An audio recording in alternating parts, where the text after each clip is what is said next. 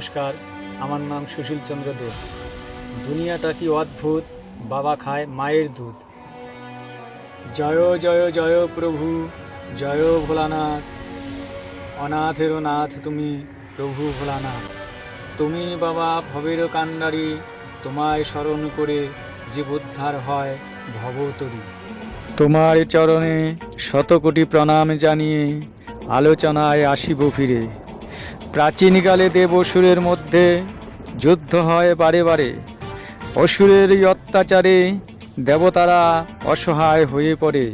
তখন দেবতারা যুক্তি করে ভগবান বিষ্ণুর সাহায্য নিয়ে দেব অসুর দুই দলে সমুদ্র মন্থন করে অমৃত পাবার চলে।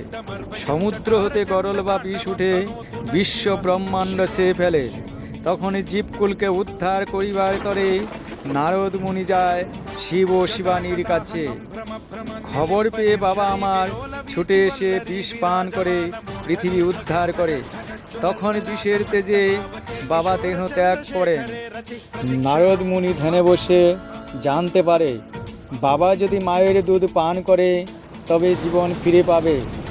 নারদ মুনির মন্ত্রণাতে মাতা দুর্গা দেবী এসে দুধ খাওয়ায় বাবাকে। তখন মৃত বাবা পুনরায় বেঁচে ওঠে। বিষের তেজে বাবার গলা নীল হয়, তাই বাবার আরেক নাম নীলকণ্ঠ। তোমরা অনেকেই আমাদের ভিডিওগুলো দেখছো কিন্তু পেজটিকে ফলো করছো না। অবশ্যই পেজটিকে ফলো করে দিও, কারণ একটা ভিডিও বানাতে অনেক পরিশ্রম করতে হয়। আর যারা ফেসবুক থেকে দেখছো অবশ্যই ভিডিওটা শেয়ার করে দিও, আর ভালো লেগে থাকলে লাইক করে দিও।